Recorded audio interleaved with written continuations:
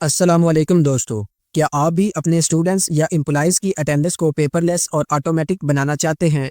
और क्या आप चाहते हैं कि आप सिर्फ एक क्लिक में पूरी मंथ की अटेंडेंस का चार्ट और ग्राफ देखें? अगर हाँ, तो आप बिल्कुल सही वीडियो पर आए हैं। मैं आपको एमएस एक्सेल की कमाल टिप्स एंड ट्रिक्स सिखाऊंगा। हम सीखेंगे कि एक प्रोफेशनल अटेंडेंस शीट कैसे बनाते हैं, जहां प्रेजेंट, एब्सेंट और हॉलीडेज ऑटोमेटिक कैलकुलेट हों। और आखिर में हम उसकी डायनामिक ग्राफिकल रिपोर्ट भी तैयार करेंगे, जैसे आप सामने देख रहे हैं। तो चलिए, बिना वक्त ज़ाया किए सीखना शुरू करते हैं। वीडियो को एंड तक ज़रूर देखिएगा। यह हमारे पास एक एक्सेल की वर्कशीट ओपन है। इसमें सबसे पहले हम लिख लेते हैं मंथ, नीचे लिख लेते हैं ईयर, यहाँ पे हम लिख लेते हैं 2025 और ऊपर लिख लेते हैं दिसंबर। उसके बाद एक रो छोड़ के हम नीचे वाली रो में लिखना स्टार्ट करते हैं। यहाँ हम लिख लेते हैं रोल नंबर और यहाँ लिख लेते हैं स्टूडेंट्स नेम। इस कॉलम को सिलेक्ट करने के बाद यहाँ डबल क्लिक करेंगे। उसके बाद स्टूडेंट्स रोल नंबर हम लगा लेते हैं। जैसा कि मेरे पास 20 स्टूडेंट्स हैं और उनके रोल नंबर 101 से स्टार्ट हो रहे हैं। 101 लिखने के बाद यहाँ राइट कॉर्नर पे आके ड्रॉप डाउन मेन्यू से हम इसको नीचे ले जाएंगे और यहाँ से हम इसकी फिल सीरीज पे क्लिक करेंगे तो हमारे पास 1 to 1 तक आ गए। इस सेल को सिलेक्ट करके हम डेल कर देते हैं। उसके बाद अभी हम इस वाले जो कॉलम है इसमें हम स्टूडेंट्स के नेम लिख लेते हैं। ये आप देख रहे हैं कि मैंने स्टूडेंट्स के नेम लिख लिए हैं। अभी हम इनको थोड़ा फॉर्मेट कर देते हैं। इस पूरी सिलेक्शन को सिलेक्ट करने के बाद हम यहाँ से इसका टेक्स्ट एरियल कर देते हैं और उसका साइज 12 कर देते हैं। उसके बाद हम इसको सिलेक्ट कर लेते हैं और यहाँ से इसका जो टेक्स्ट है वो चेंज कर देते हैं। टेक्स्ट चेंज करने के बाद उसका जो साइज़ है वो थोड़ा कम कर देते हैं। पूरी शीट पे सिलेक्ट करेंगे और डबल क्लिक करेंगे किसी एक कॉलम के ऊपर रख के। इसके बाद इसका कलर चेंज कर देते हैं और यहाँ से इसका टेक्स्ट कलर चेंज कर देते हैं। इसको सिलेक्ट करने के बाद इसका कलर चेंज कर देते हैं, यहाँ से टेक्स्ट कलर चेंज कर देते हैं। उसके बाद यहाँ से हम एरियल ब्लैक सेलेक्ट कर लेते हैं और इसका भी साइज़ एक कम कर देते हैं। इसको सिलेक्ट करने के बाद यहाँ से हम इसका जो फॉन्ट है वो चेंज कर देते हैं, उसको कम कर देते हैं, यहाँ से उसको सेंटर अलाइन कर देते हैं। ऊपर वाले को सिलेक्ट करके रखेंगे और कंट्रोल प्रेस करके नीचे वाले को भी सिलेक्ट कर लेंगे और यहाँ से हम जाके ऑल बॉर्डर पे क्लिक करेंगे तो दोनों के ऊपर बॉर्डर लग गया। उसके बाद वाले कॉलम को सिलेक्ट करके कंट्रोल शिफ्ट और राइट एरो को प्रेस करेंगे। अभी हमारे पास ओवरऑल शीट के तमाम रिमेनिंग कॉलम सिलेक्ट हो गए। फॉर्मेट में जाके यहाँ से कॉलम विड्थ को सिलेक्ट करेंगे और इसको 3.5 पे सिलेक्ट कर लेते हैं। अभी यहाँ पे हम पूरे मंथ की डेट ऐड करेंगे। 1 से स्टार्ट करेंगे और 31 तक लेके जाएंगे। 1 से स्टार्ट करके हम इसको पूरी सिलेक्शन कर लेते हैं और फिल वाले ऑप्शन पे जाके सीरीज पे क्लिक करेंगे और स्टॉप वैल्यू पे 31 लिख देते हैं। ओके प्रेस करने के बाद हमारे पास 31 तक की तमाम डेट्स आ गई। उसके बाद हमारे पास दिसंबर का मंथ मंडे से शुरू हो रहा है तो हम ऊपर मंडे लिख देते हैं। इसको ड्रैग करके हम आगे ले जाते हैं। उसके बाद इसकी डायरेक्शन को चेंज करने के लिए हम यहाँ पे जाएंगे और रोटेट टेक्स्ट अपवर्ड सेलेक्ट करेंगे। ऊपर वाली और नीचे वाली सिलेक्शन को सिलेक्ट करेंगे। उसके बाद बोल्ड पे क्लिक करेंगे और एक साइज बढ़ा देंगे। उसके बाद यहाँ से मिडल कर देते हैं और नीचे से सेंटर कर देते हैं। ऊपर वाली और नीचे वाली सिलेक्शन के बाद हम इसे तमाम स्टूडेंट्स के अकॉर्डिंग यहाँ पे बॉर्डर लगा देते हैं। ये वाली सिलेक्शन करने के बाद इसको मर्ज सेंटर कर देते हैं और यहाँ लिख देते हैं अटेंडेंस शीट 2025।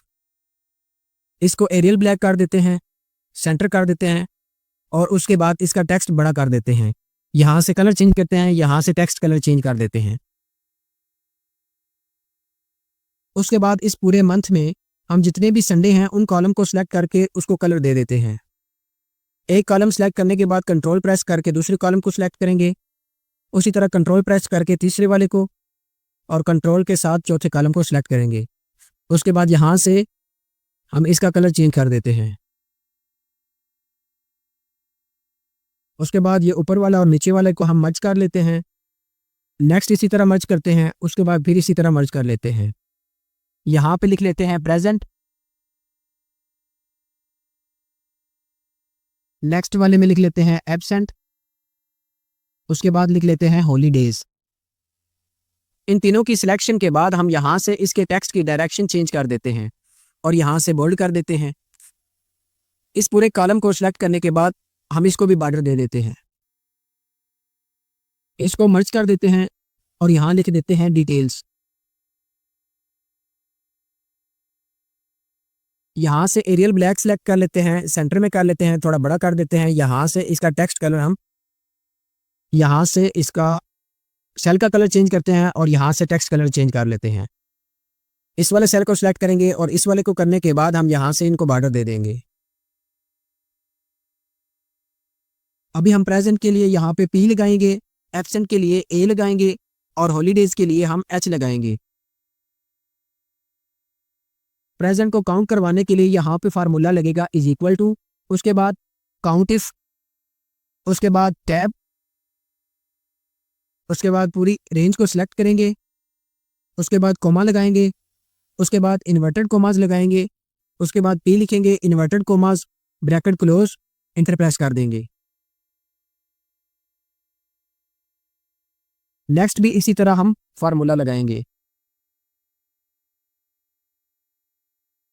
काउंट इफ, उसके बाद ब्रैकेट ओपन, पूरी रेंज सिलेक्ट कर लेंगे, कोमा लगाएंगे, इन्वर्टेड कोमा लगाएंगे और A लिखेंगे, फिर इन्वर्टेड कोमा लगाएंगे, ब्रैकेट क्लोज कर देंगे और इंटर प्रेस करेंगे।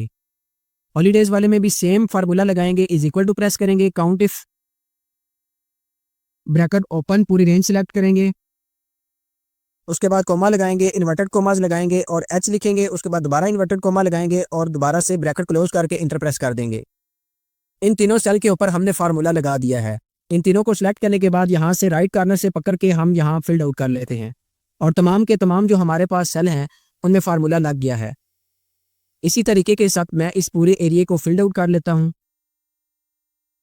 जैसे ही मैंने इस पूरी रेंज को फिल्ड आउट किया है तो आप देख सकते हैं कि फार्मूला की बेस पे हमारे पास प्रेजेंट, एब्सेंट और हॉलीडेज टोटल एवरी स्टूडेंट की निकल के आ गई हैं। अभी हम इन दोनों कॉलम को छोड़ के यहाँ C वाले कॉलम को सिलेक्ट करने के बाद व्यू में जाके फ्रीज पैन से पैन फ्रीज कर देते हैं।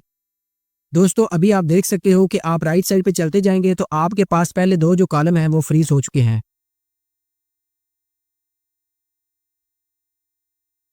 अभी हम इस कॉलम को सिलेक्ट कर लेते हैं, उसके बाद ये नेक्स्ट वाले जो तीन कॉलम हैं इनको सिलेक्ट कर लेते हैं और रिकमेंडेड चार्ट्स वाले ऑप्शन में जाके हम सबसे पहले वाला जो चार्ट है उसको सिलेक्ट कर लेते हैं और ओके प्रेस कर देते हैं। अभी हमारे पास स्टूडेंट्स की अटेंडेंस के अकॉर्डिंग एक चार्ट ऐड हो गया। यहाँ से पकड़ के इसकी विड्थ को कम ज़्यादा कर सकते हो। उसके बाद इन सीरीज़ वाले पे क्लिक करके आप राइट क्लिक करेंगे और सिलेक्ट डाटा पे क्लिक करेंगे। यहाँ से सीरीज़ 1 को हम एडिट करेंगे और यहाँ लिखेंगे प्रेजेंट। उसके बाद सीरीज़ 2 को सिलेक्ट करेंगे और एडिट करेंगे और लिख देंगे एब्सेंट। उसके बाद सीरीज़ 3 को सिलेक्ट करके एडिट करेंगे और यहाँ पे लिख देंगे हॉलीडेज।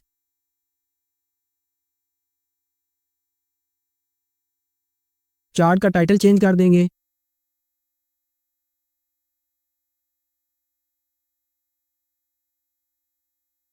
ये देख सकते हैं कि हमारे पास एक चार्ट भी ऐड हो गया और हमारे पास तमाम स्टूडेंट्स की जो अटेंडेंस है वो ऑटोमेटिकली कैलकुलेट भी हो गई है। तो दोस्तों ये था हमारा step by step tutorial MS Excel में अटेंडेंस शीट और ग्राफ बनाने का। उम्मीद करता हूँ आपने इस वीडियो से बहुत कुछ नया सीखा होगा और अब आप अपनी अटेंडेंस ट्रैकिंग को बहुत आसान बना सकेंगे।